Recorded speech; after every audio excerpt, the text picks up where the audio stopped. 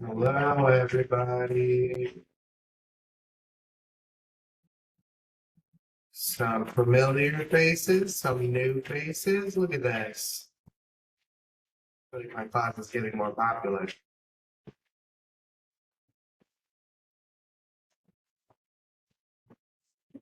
All right.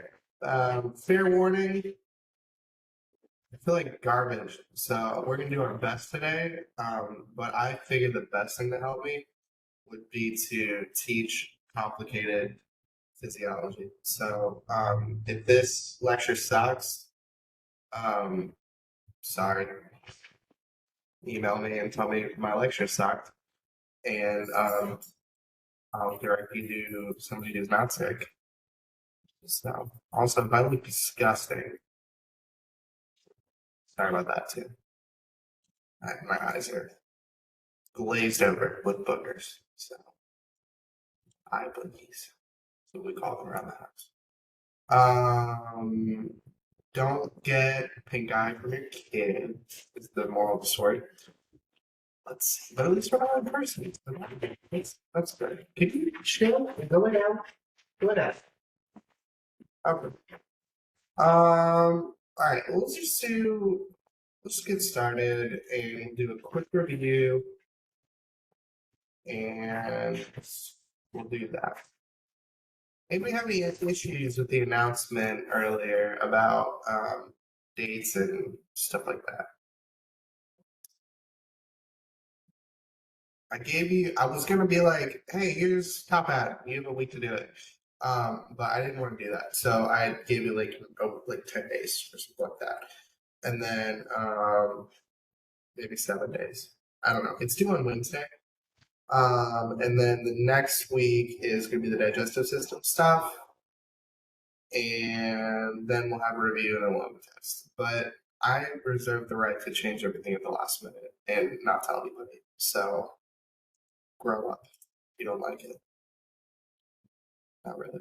Um, Same thing with lab. There, we'll do midterm, not next week, the week after. I was gonna do it next week, and I was like, that's mean. So we'll do it the week after. You have 2 weeks. Start studying. It's everything up to this point, basically, except digestive system and respiratory system. What am I looking for? Oh, shit. Okay. Okay. Yeah. Enter screen. Hello, Internet Explorer. Have you guys seen that meme? No. Okay.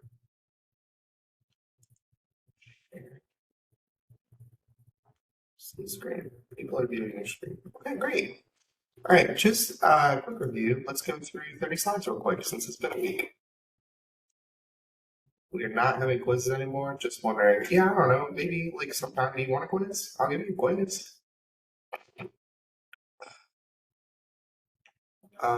Yeah, like quizzes, homework, top hat, all that stuff. That's all in the same uh, section in the grade book, so it doesn't matter. It's just points I can give you, whether I write it or whether top hat writes it. All right, respiratory system. These are mountain climbers. They're brave. Functions of the respiratory system. So I just don't know how grading is going. It's not going well, I'll tell you that. I haven't figured that out yet.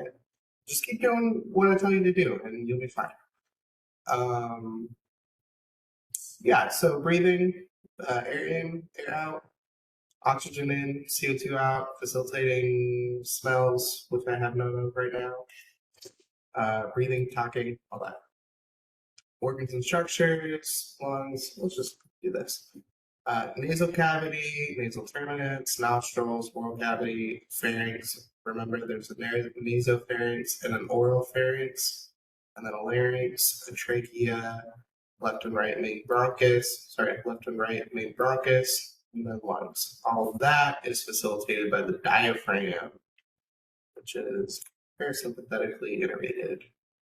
You don't have to know that.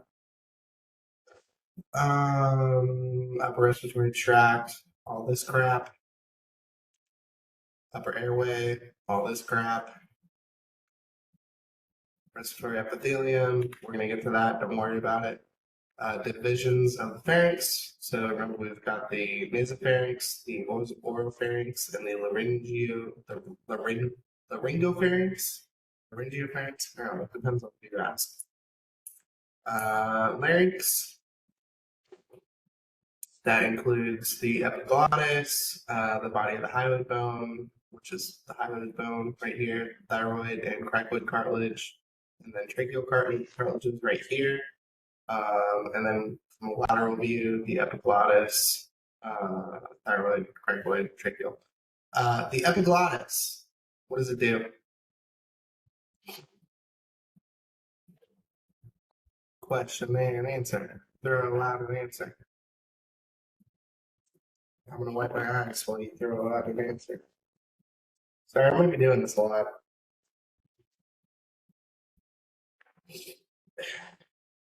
Prevents food from going down the airway. That's correct. See, this class is easy.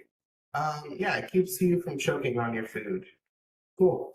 Vocal cords. So we've got the vocal folds, the vestibular folds, and then the vocal cords, right? And then the glottis on either side of that. Okay. This is the epiglottis. It just goes back into place. Cool. And then behind all that, whenever this flaps over, your food goes down the esophagus because that's all that's left. Okay. So you got two tubes.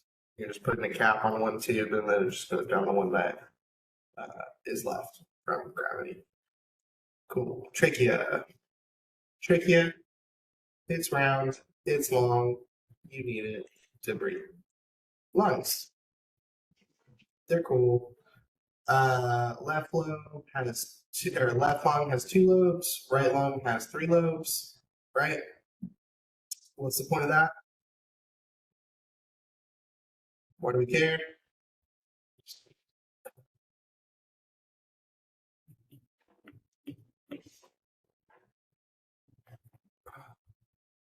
Great. Yes, because there's a heart there, right? So if we look at the lungs, if we're looking at, like, say, an X-ray of the lungs, and it's got uh, a fissure right here, or a lateral fissure right here, and then a horizontal fissure.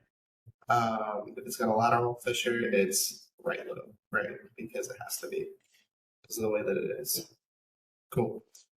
Respiratory zone starts with the bronchioles. This is controlled by smooth muscle. If it's smooth muscle, is it voluntary? What, you guys said you wanted a quiz. There you go. No. Cool. Right, and then these little things are called alveoli.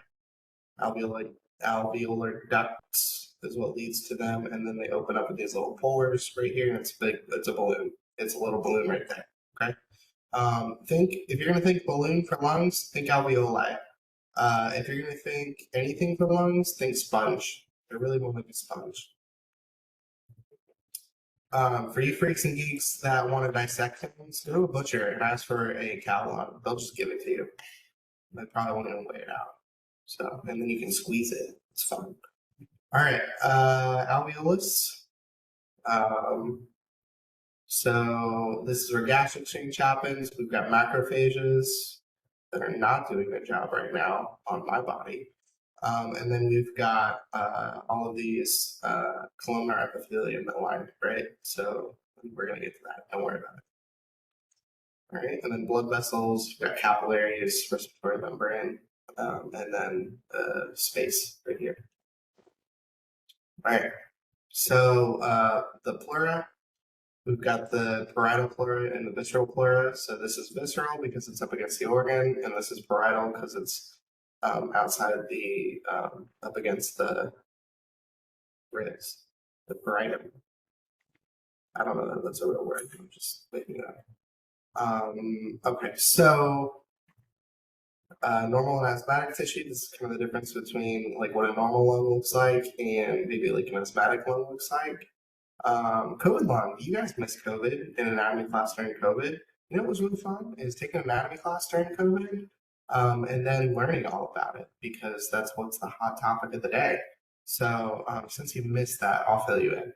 COVID decreases the amount of mucus that you have, right? So the lung cells don't put out as much mucus. You end with a thinner layer than even this. That's why you have a dry cough. And that's why you had people who were like ripping this basement membrane and like tearing the little alveoli between their lungs and not aerating, because the mucus, it does two things. Number one, it facilitates gas exchange, right? So it lubricates this whole thing so it can go back and forth. But then it also facilitates gas exchange. So gas moves easier through liquids and solids, right? So um, you had people with um, low ventilation. What's the word I'm looking for? Perfusion. So like their O2 sats were low, right? And then they had that dry cough, right? So that was COVID.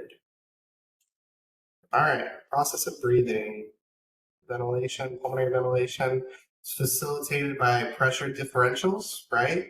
So we've got different pressure differentials in the lungs than we do in the intraalveolar pressures, which is different than the atmospheric pressure. And we're talking about a difference of 8 or so millimeters of mercury. That's enough to facilitate gas exchange. So we're right up against that terminal limit for gas exchange to like tip one direction. And then we're back on the same thing on the other side so that we can exchange it the other direction too. So as we breathe in, tip it one way. As we breathe out, tip it the other way. Okay? Boyle's law, it's that answer. So pressure increases as volume decreases. So if your volume decreases, aka you're breathing out, the pressure is increasing, you're pushing the air out. As volume increases, you're breathing in, pressure decreases, and you are pushing the air in. Okay. Those are concentration gradients. Cool. Inspiration, expiration, breathing. All right, units of measurement, millimeters of mercury, old white man, centimeters of water for some reason, and PSI. Things that affect pulmonary ventilation, surface tension, right? So that tension, that mucus that's helping with that tension, lung compliance, and airway resistance. So decreased airway resistance, or increased airway resistance, you're gonna have more issues breathing. Correct? True.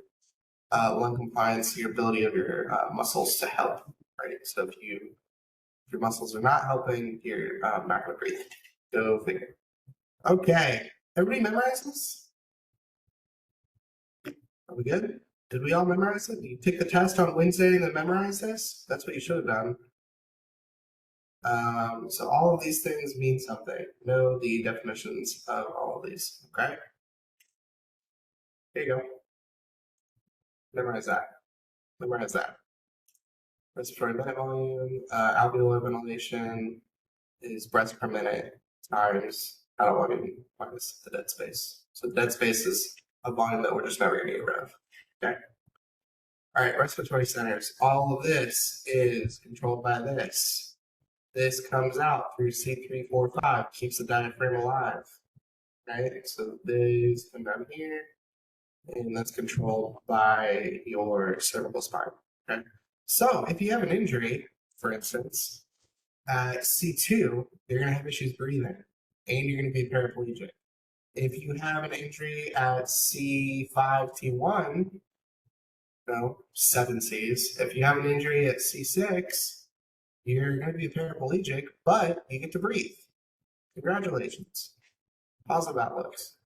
Okay, and then all of this is mediated by chemoreceptors, baroreceptors, and stress receptors. Cool. That's everything we need to know for the lungs. Are we good? Any questions? While I blot my eyes.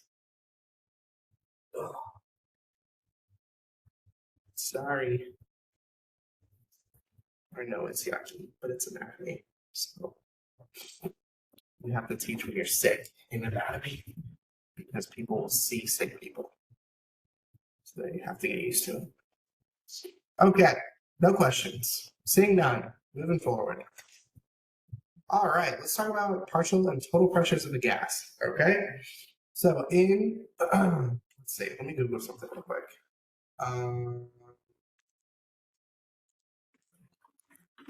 Makeup of air. Let's see. Here, composition of air. Let's look at this picture. All right, this is something I Googled just now. Okay, so air that we breathe is mostly nitrogen. Okay, that's good. Nitrogen is inert, which means it doesn't do anything for us. It's just a filler, right?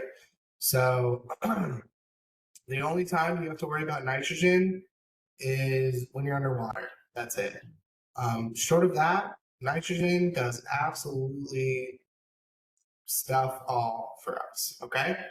All right. The real money maker is oxygen, and it's 78% nitrogen. That's a lot of nitrogen. Okay. So a lot of crap that doesn't do anything. All right. And then we have 20.9% oxygen. This can change, right? These percentages based off of like the weather. Like you're in like an area of low pressure, like if you're up in the mountains, you might get a little less oxygen, right? But for the most part, like normal sea level, this is what we're looking at. Okay. All right. Other stuff, 0.17. Argon almost gets a whole percent, and then carbon dioxide gets 0.03%. Okay. So just keep this in mind that the partial pressure of oxygen in air is, let's say, a fifth of it, right? 21%. Okay. So if that's true, right, and this is what we're dealing with, just remember that the partial pressure of oxygen in air is 21 atmospheres, or 0.21 atmospheres, right? Cool. All right, we're good on that. Awesome. No. Okay. All right, so let's look at that in pressures, okay? So let's say that we have air right here, okay? We've got oxygen and nitrogen. We'll just go with that. We'll skip all the other stuff, okay? So if the pressure of oxygen is 159 millimeters of mercury, and the pressure of nitrogen is 593 millimeters of mercury, if you combine those two in the same amount of space, your pressure is going to be 752 millimeters of mercury, right? That makes sense, okay? Because if you take one glob of, let's say, Play-Doh, okay? You take a glob of Play-Doh and a second glob of Play-Doh, and you combine them and you try to shove it down into the container, the original container of the first one, you got to put a lot more pressure on it to be able to shove all that stuff in there, okay? And then eventually your dad will come by and yell at you for combining the Play-Doh and shoving it into one and getting it in the carpet. But before you do that, you have to put a lot of pressure on that, okay? So and it adds, right? So the 159 plus 593, that's 752, I think. I didn't check this. I'll be completely honest. All right. This whole thing, this is called Dalton's Law. So in Dalton's Law, and you can read it backwards too. In Dalton's Law, the pressure of multiple gases is equal to the partial pressure of each individual gas in the same space. Okay. So let's look at that another way. Just kidding. No, why? Okay. So let's look at that another way.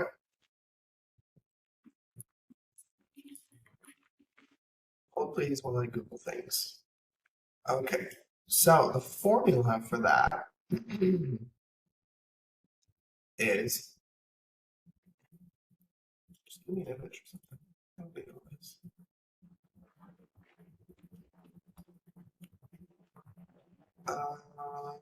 Let's say this one. This is a good one. Oh, Jack Weston. Nice. All right. When you guys are going to med school, Jack Weston's cool. Here you go. P total equals P1, P2, P3, Pn. Okay, so all the partial pressures is equal to B total. Okay, that's Dalton's law. All right, there's a couple other laws. So Boyle's law, That's the volume of a gas is inversely proportional to its pressure. So as volume increases, the pressure decreases. Go figure. Let me Google that one so we can look at it.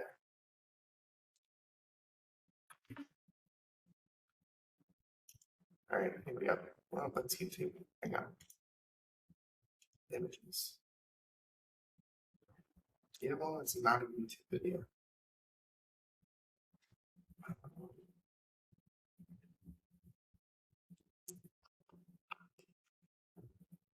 Here we go. All right, let's look at this one. This right here. Okay, so P1 V1 equals P2 V2. Okay, so these numbers have to equal each other.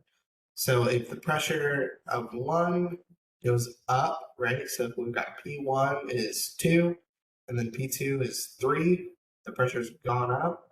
Something has to happen to V to make this true. Okay, so P1 is 2, V1 is 1, right? That 2 times 1 is 2. Okay, so if P2 goes up to 4, the volume has to be 2. Okay, so that divides to 2. Okay, so 2 equals 2. That's simple math for you. Fair warning, I hate math. So just that. All right, there's also Henry's law. So at a given temperature, Google. Ooh, damn it, you right then. All right, at a given temperature, the amount of particular gas in a solution is directly proportional to the partial pressure of that gas. Okay, so and there's a constant in this one, but not always. Hang on.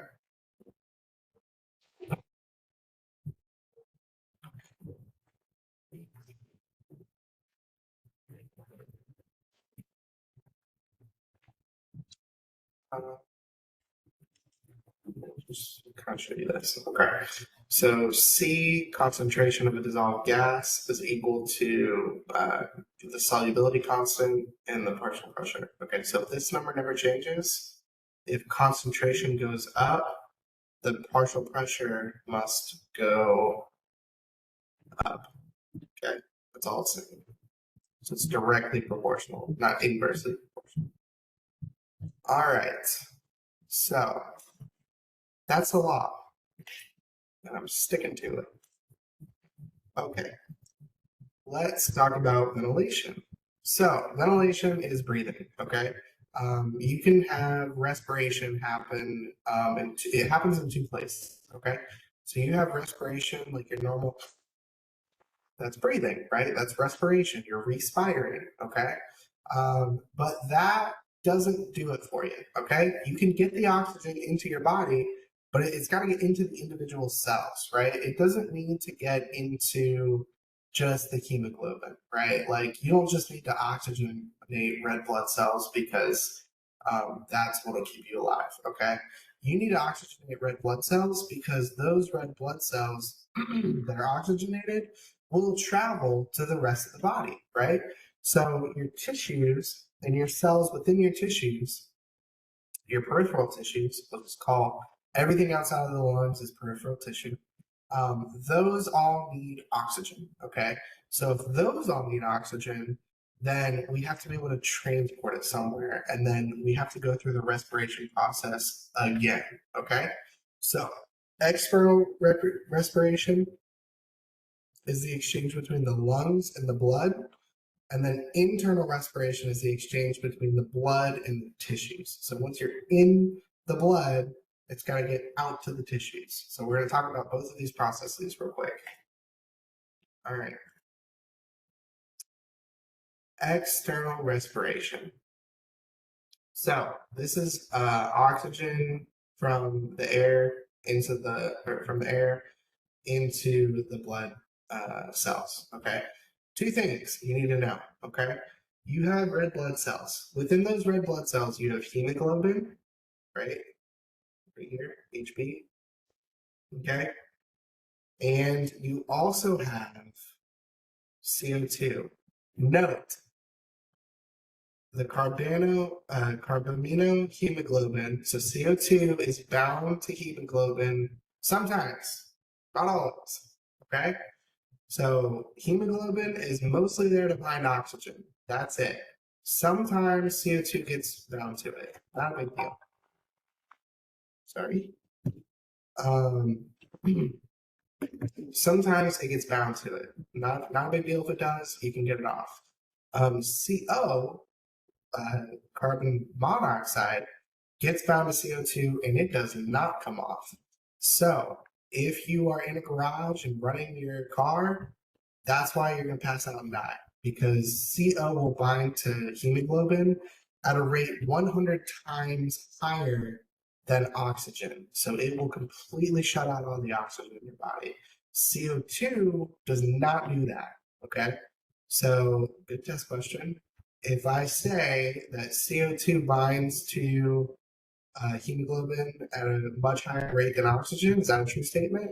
No, it's not a true statement, because I just told you what the truth was. Or did I? No, I did. Okay, so that happens. Okay. The other thing is CO2.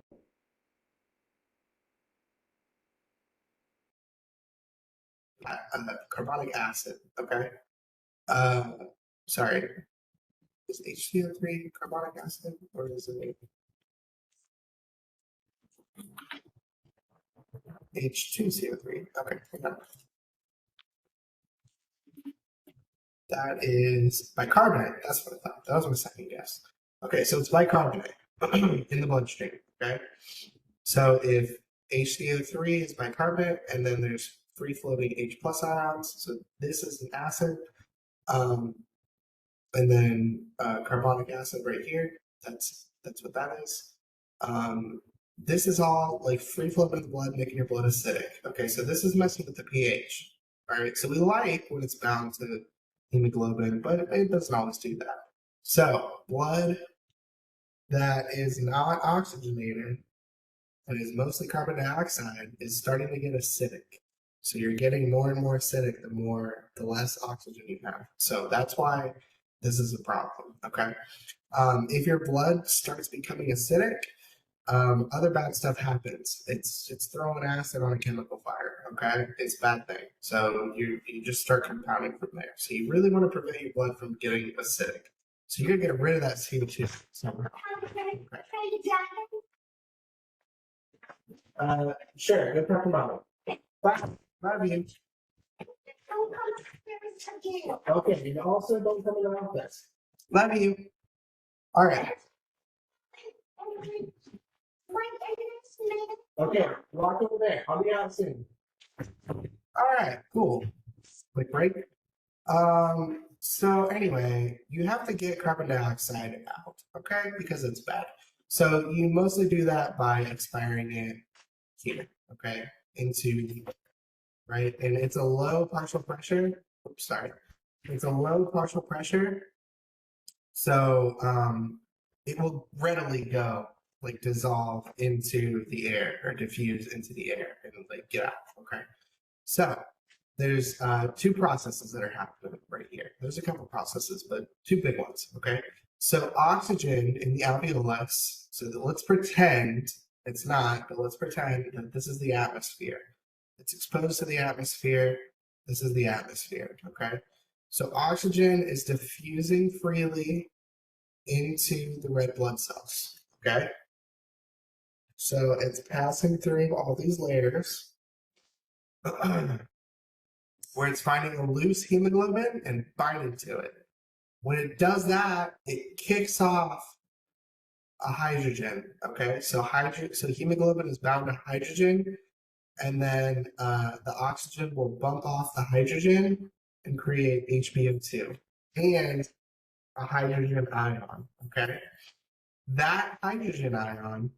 So this arrow is reversible, by the way, in case that wasn't obvious. Right, this hydrogen ion will bind to the bicarbonate right here, creating H2CO3, right, carbonic acid. That will react with something called carbonic anhydrase and create CO2 and water. Okay, so the water will stay in your cells, right, and will hydrate you. the CO2 will dissolve into the air, okay? And then from there, it's expired, okay? So, it's dissolved in the plasma, and then you put pressure on it, and it goes into the air, okay? So that's what's happening right here, right? This fused basement membranes, both of these cells have basement membranes. It's just the bottom of the cell. They're stuck together. So there's not a gap right here, right? So in the plasma, it's just going through a cell into another cell and then into the alveoli, okay? All right. From there, CO2 leaves. And then when the CO2 partial pressure drops, the O2 partial pressure increases. The higher O2 partial pressure here will push it into the plasma and it becomes dissolved in the plasma, where this entire process starts all over again. Okay? Questions?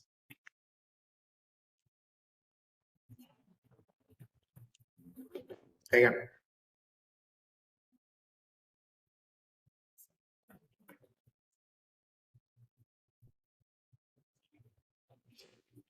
I don't know if you have them yet, but don't have kids. They get you sick. And they're very cute, but they get you sick. All right. No questions. Let's move on. All right. Internal respiration. Okay, so now we've taken that blood that's oxygenated and we've pushed it, right? So let's walk through the process. We take the blood that's oxygenated and it goes back into the pulmonary vein, right? Where it dumps into the left atrium through the left AV valve and then into the left ventricle. And then from the left ventricle, it goes into the pulmonary valve through the pulmonary or through the aortic valve and out through the aorta into the system. Okay. So from there, it reaches the cell. Okay. So we've gone into the arteries, down through all the arterial tract, through the arterioles, and then into the capillaries again. So we're in the capillaries again. And we've got a single blood cell. Okay. Now, the pressure gradient is not the same, right? We're not respiring in the same way. So we're not using our diaphragm to increase the partial pressure of oxygen and push it into the tissues, right? So we have to rely on a passive pressure gradient, okay? So there's too much CO2 buildup, it starts spilling over into the plasma, right? And then in the blood cell, there's too much O2 buildup, it starts kind of spilling over into the tissue cell, okay? So again, like pressure gradients, but at a smaller level. Okay. So the O2 here, okay, this O2 right here in the red blood cell will detach from hemoglobin, okay? And then when it does that, it dissolves into the plasma, right? And then from there, it moves across the interstitial fluid into the cell, okay? So O2 into the tissue cell. This is a passive diffusion, okay? They're molecules, they're really small, they just pass right through, okay? So from there, it gets taken up by the cell, it gets metabolized, and then it gets kicked out as CO2. Now, that CO2 will go through the interstitial fluid into the blood plasma. What does it go into the blood plasma as? Like once it's there, what does it do?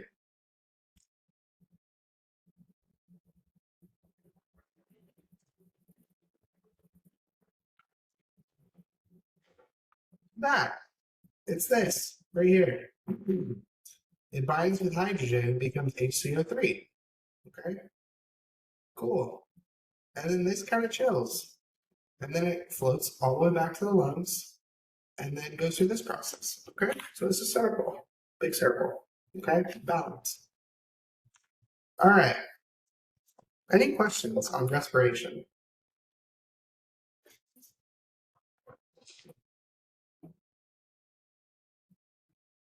No questions on respiration.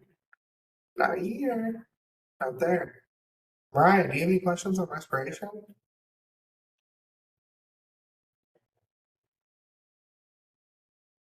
Somebody said she was coming, but it's not explaining. Okay, don't worry about it.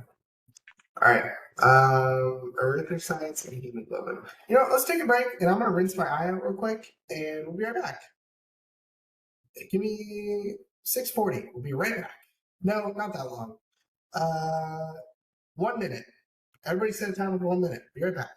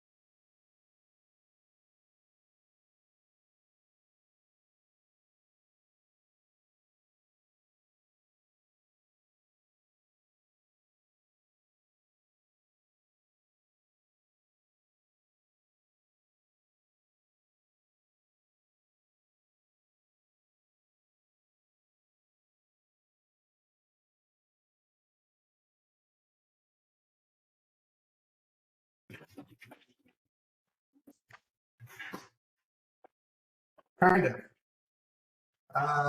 Disease of the respiratory system. I mean, no. Obviously, this is a slide on asthma, so there's probably going to be at least one question. I don't know. I haven't looked at the test yet, but maybe. Um, what I would say is just um, just know how the respiratory system works, and if something is wrong with it, what does that kind of mean? That's what I would go with. Does that answer your question? Sorry, I'm aloof.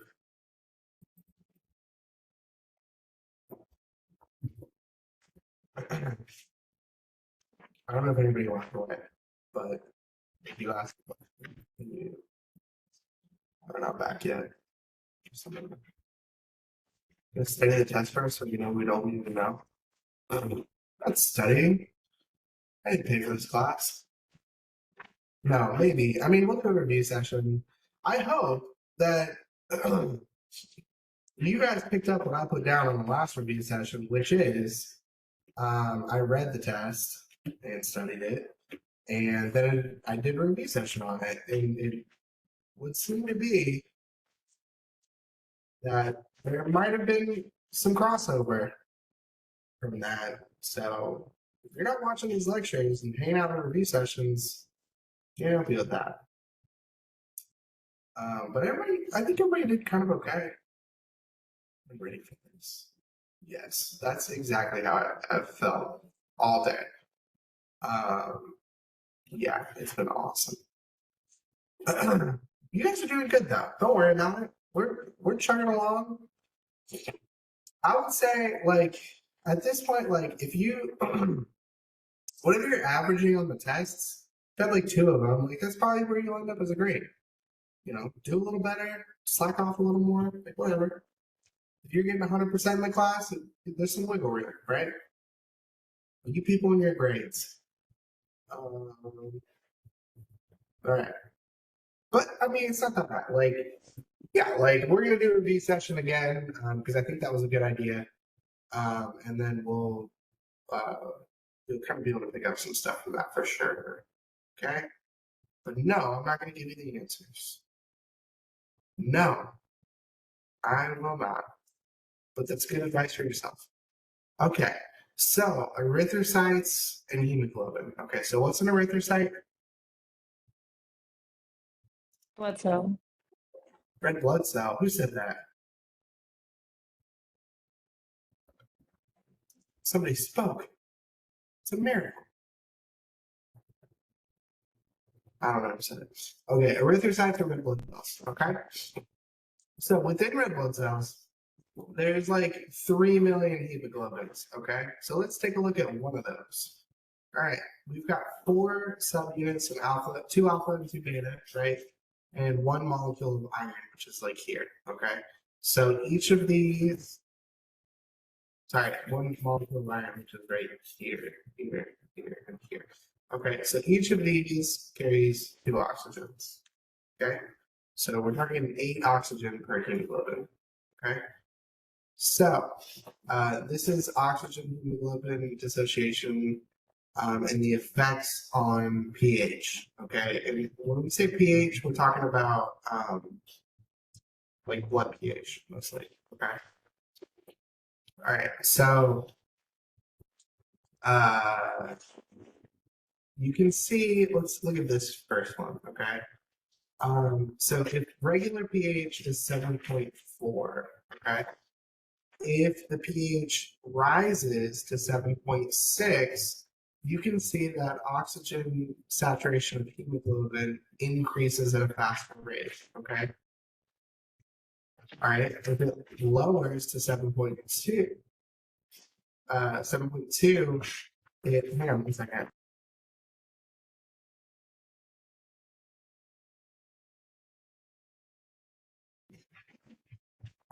If it lowers to 7.2, it slows down the saturation, okay? So why is that important, okay? If we look at, let's see, sorry, I have the notes with my head. All right, if we look at this one right here, you can see where the saturation of hemoglobin increases until the volume of O2 is unloaded into the tissues, okay, right here. So right here, it kind of plateaus off, but between here and here, it's a very steep effect. So if your O2 saturation is low, anywhere from here to here, it's going to bind so much faster than up here, okay? So getting that last, 3-4%, not as big a deal because you're mostly saturated at that point. And, like if you take like an O2 saturation, like a little pulse ox, right? 97% is good, right? Because you're binding at a lower rate right here. Now, if you're 40% and you put some oxygen in your nose, your body's going to pick that up really quickly, or it should, right? Because it's going to bind to hemoglobin at a faster rate, okay? As opposed to here is a slower rate, okay? All right, let's talk about the effect of temperature, right? So if we look here, it's cold, so it binds to hemoglobin at a way faster rate if it's colder. Okay, if it's warm, 43, right, it binds to hemoglobin at a much slower rate. Okay, so keep in mind this is what we're kind of getting at here. pH. Oxygen dissociation and temperature all have an effect on oxygen saturation on the hemoglobin. Okay, so like these will shift the rate. Sorry, it has an effect on the rate at which it binds. Okay, so it'll be a much faster rate, like an exponential increase uptake at these shifts. Okay, so if let's see, what kind of a test question might you ask for that? I would probably do like a true false and say, true false, blood of pH 7.6 binds oxygen and hemoglobin at a faster rate than 7.2. Or maybe like a why does pH 7.6 bind at a faster rate than 7.2? So be able to answer that question, okay? And the answer to that question can be found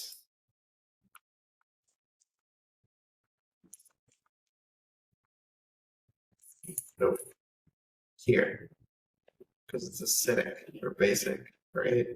So think through this a little bit. And then if you can't figure it out, bring it to the review session. Okay. All right. Let's talk carbon dioxide transport. So CO2 dissolves out of the cells and into the capillary, right? This is a capillary right here. All right. So it's carried in the red blood cells, right? It can dissolve into the plasma as carbonic acid, or it can also bind to hemoglobin a little bit in the red blood cells. Okay. So CO2 dissolved in plasma, about 7% is in here. But it's also, it doesn't mean just because it's in the red blood cell doesn't mean it's dissolved in the red, like in or bound to hemoglobin.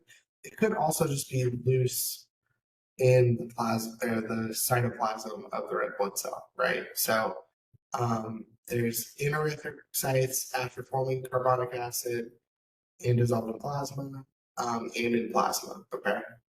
So it can be dissolved in plasma as CO2 or HCO3. Okay, so those are the three. It's also carried right here in the red blood cells. Oh, 93% of that? Okay. So mostly in the red blood cells, not always attached to hemoglobin, and then sometimes dissolved in the blood. Okay. So it dissolves, let's see. All right, so the PCO2 during that event is 45 millimeters of mercury, so it will dissolve into the bloodstream and then diffuse into the red blood cells. Okay, so about 23% of it is bound to hemoglobin, right? So that's what I said. It's not like a bunch, right? It's not like all of it's bound to hemoglobin. Okay, 23% bound to hemoglobin, and this is reversible when exposed to amino groups of the hemoglobin molecule. So the hemoglobin can kick off its own CO2, basically. That's pretty much what's happening. So there's different amino groups it'll fold different ways when it's bound. And so when it's bound to oxygen, it latches on like that. When it's bound to CO2, it latches kind of funky, right? And then what'll happen is like this little globular protein over here will see that CO2 and they'll interact and then it'll just push off the CO2. Okay. That was a weird way to do it, but I hope that the message came across that way. Okay.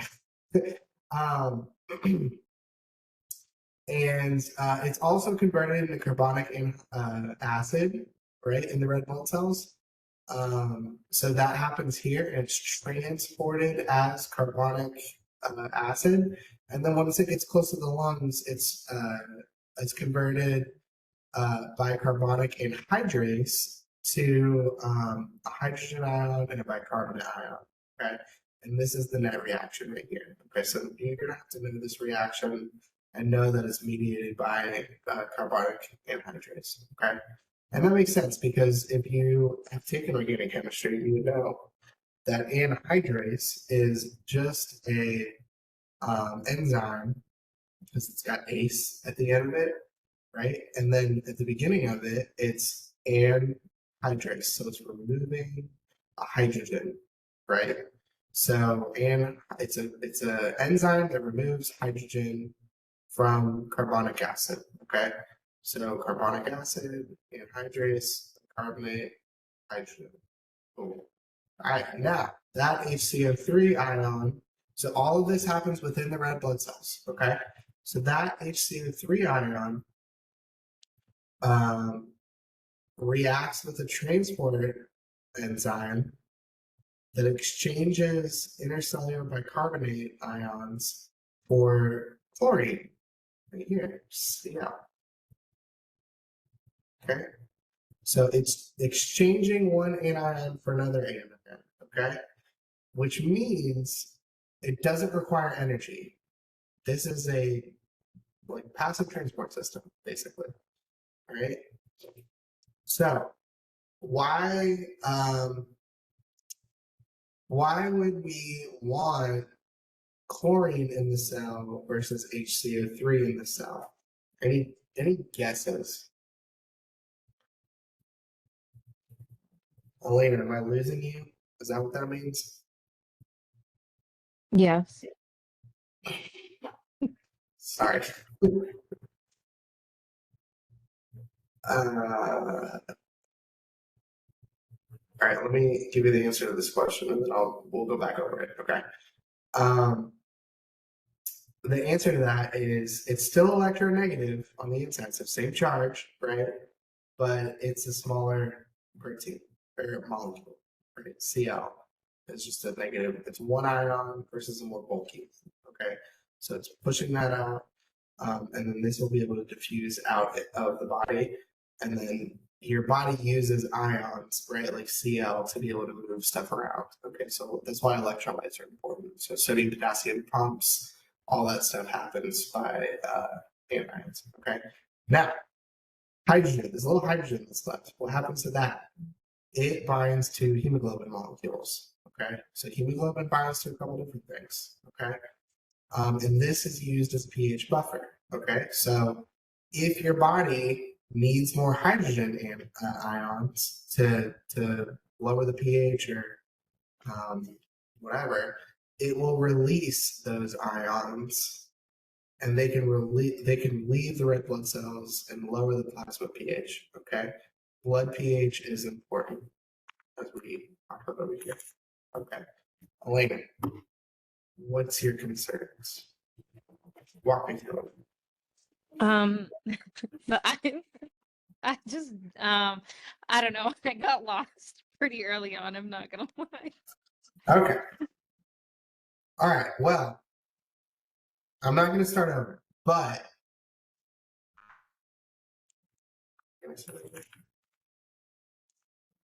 just remember here, okay? You have carbon dioxide is a byproduct of metabolism, okay? So your mitochondria powers the cell. You're metabolizing oxygen and creating CO2, okay? So this byproduct, it has to leave, okay? So you're going from here through the plasma into the red blood cell where it has a couple different places it can go. So it diffuses in the red blood cell. It binds directly to hemoglobin, or it becomes carbonic acid through this mechanism. Okay. So, like we said with like learning the arterial system, like tracing the red blood cell through the body, follow these COs. Okay, so this is chemistry, and I'm sorry for that, but that's why we love anatomy, because it's all of the fun sciences combined. Okay, so this is just straight up chemistry. So you have to follow this CO, diffuse it into the red blood cell, and then see if it binds to HP, it becomes HbCO2, or if it binds, it becomes an acid that leaves the body or goes into the plasma. Okay. Okay, thank you. All right. Send me an email if you still don't get it. I can find some Okay. videos. I can I'm find some. just really bad with chemistry, so I got lost really You're early fine on. with it. Don't worry. It's very basic chemistry. Don't overthink it. Um, like literally, there's two chemical reactions that are happening right here. Okay, so just knowing what they are and like following that CO all the way through, you'll be just fine.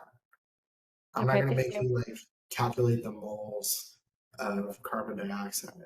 That would be Okay, thank you. all right. Hyperbaric chambers. Why is this here? Um, I don't know, but let's talk about it.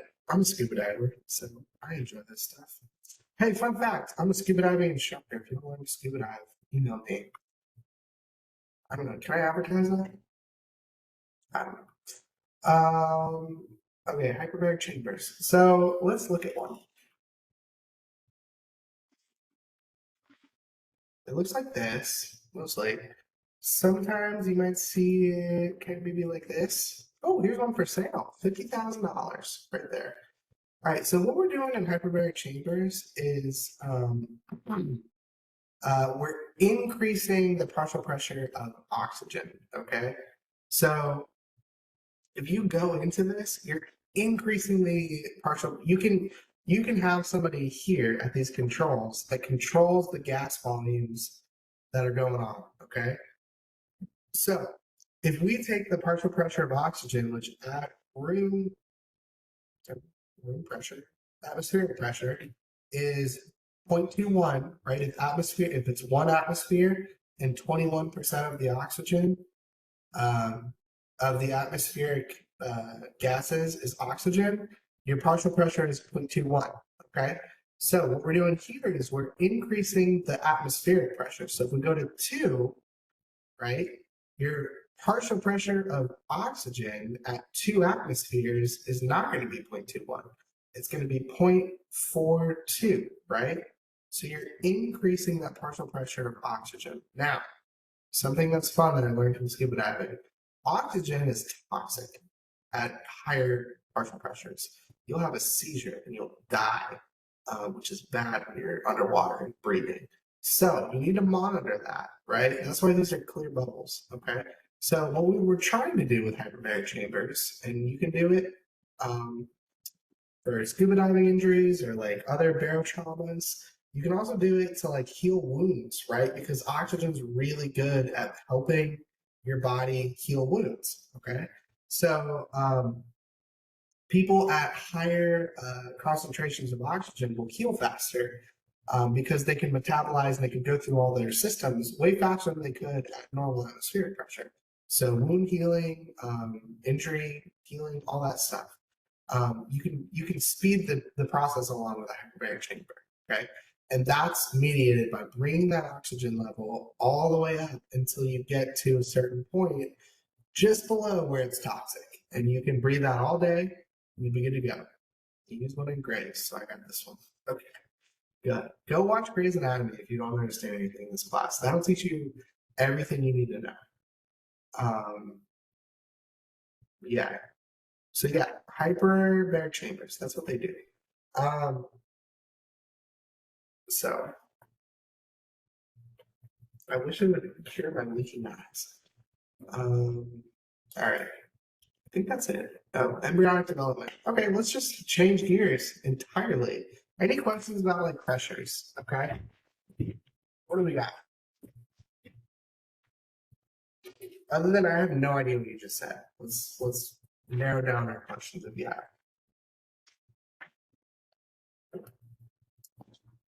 If not, I'll just give you 5 minutes to, not 5 minutes, I'll give you 30 seconds to let it kind of soak in.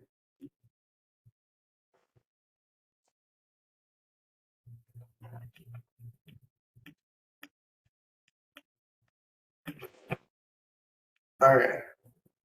Let's talk about embryology. This is actually way more fun. So in a fetus, you have more hemoglobin than in an adult.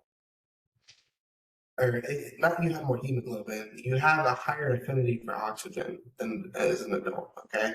Why, give me a guess. Like just guess. Start typing.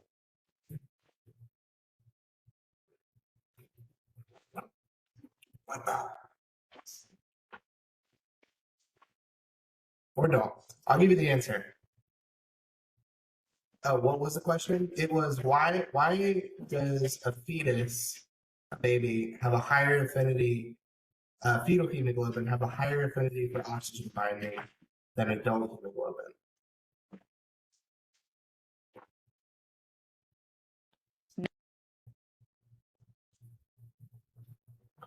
I'll just give you the answer. Babies are parasites. 100%. All fetuses are parasites. Technically speaking. All right. And you'll learn that in biology. So that was not I know. All right. So the reason that fetuses have the fetal hemoglobin has a higher affinity for binding is because it's stealing the oxygen from the mother's circulatory system, right? It's literally got to take it from it. So the pressure, it's gotta go up a little bit higher so that it can take it, right? If we're talking pressure differentials, you want something that's going to cut it off up here when the adult mother is down here, right? So if this is the point where the mother is going to convert oxygen from hemoglobin, then you want to be a little higher so you can steal it, right? Because they're parasites, and that never ends. All right, so let's talk about the development of it. Okay, that was just a little fun fact. I don't know why that was in there, but it's a fun fact. All right, so let's talk about the development. Okay, so in embryology, man, we are just jumping right into embryology. Did you guys learn any embryology in Anatomy 1? I'm not teaching anatomy. No. No? Okay, let's just go right into it. Okay, so let's start with some pictures.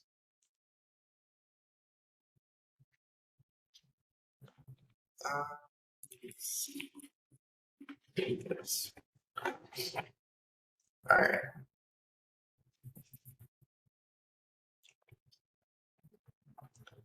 I'm gonna give you like the quick and dirty on embryology. Because there's slides here, I have a feeling it's gonna say something about it on the test, but um,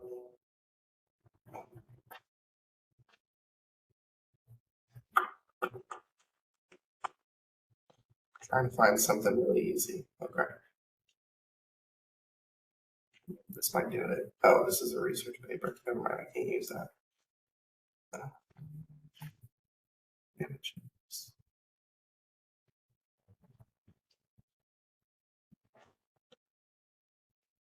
Well, this one. That's a good one. That'll work. Okay.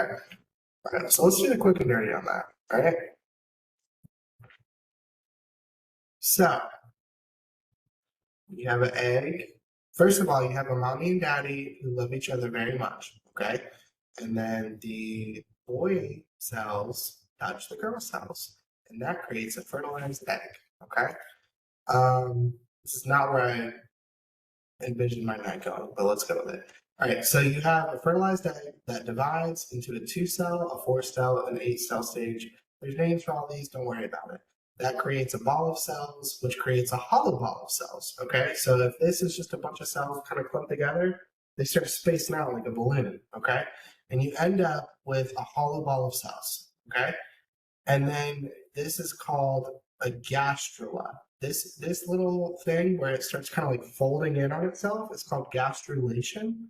So you're creating what's called a blastopore. So it's a balloon that you're pushing your finger into, and it goes all the way through. And that creates a little tube. What are those little toys from the 90s that you shake and they're tube toy shaky thing? Let's see, one of these. Uh, yeah, here we go. That creates one of these things, okay? These little shaky things, right? That you squeeze water snakes. That's water wigglers, okay? So this is the shape we're looking at right here, okay? Right here. Well, a little bit past this. This will eventually go through, okay? And you're creating this little tube, all right? So this tube, this end's your mouth, this end is going to be your anus. Okay, so literally in the early stages of development, I'm talking like a couple days in, you're going to have a tube of cells on the outside, a mouth, a gut, and a butthole. Okay, I didn't an anus. Let's pretend I'm professional. Yeah. All right. Okay. So you're gonna have one of these little shapes. Okay. So where's my slides? All right. What did I do this? Okay. All right. View and slideshow. Okay, time. Okay, so you have a tube, and this is the tube. This is the tube right here. So your pharynx. This is your mouth, and this is your anus. It's not, but let's pretend it is. You're gonna have another tube that starts forming. So you have one tube, and then you're gonna have another tube that kind of like backs out and then pinches off. So you'll have two tubes, okay? So don't worry about the word splanchnic mesoderm. That's not important. But just know that you have a tube That's your pharynx and your digestive system. And your respiratory system is like basically like budding off of that tube, okay? So from there we get tracheal buds, and it's almost like if you blow up a balloon and then you hold it and then it keeps blowing up one side kind of thing. That's kind of what's happening. So you have tracheal buds that are coming out, and then your lungs develop from there. So tracheal buds turn into bronchial buds. Those bifurcate and they develop into all of the lobes of the lungs. Okay, so you end up with lungs at 8 weeks. Great. So the reason that this is important is because if we go back to this picture, not that picture, this picture, what you can see is this is epithelial cells. Okay, so everything on the outside is epithelial cells, and then you start this invagination, this gastrulation. That's epithelial cells that line the inside of your digestive system. So if those epithelial cells line your digestive system, they also line your respiratory system, right? Because they're coming from the same stem of cells, right? So when we look at histology, and we will, you're going to notice that they're epithelial cells that are lining the inside of your lungs. So this little spot is epithelial cells right there. And that's important because it's epithelial cells because of the way that it is, okay? Epithelial cells are flat or columnar and mucus secreting, which is really good for gas exchange, okay? And also, when we get there, nutrient exchange, okay? That's why you have skin cells, sorry, not skin cells, they're epithelial cells, which are skin cells, which are respiratory cells, which are also digestive cells, okay? But these are all epithelial cells because they come from the epithelium, okay? Questions about disgusting embryology? Basically, what I'm saying is your lungs come from your butthole. Not really. Kind of. And it looks like a weird tube. Okay, this is you at like 4 weeks. That's all I got. Stick around for questions.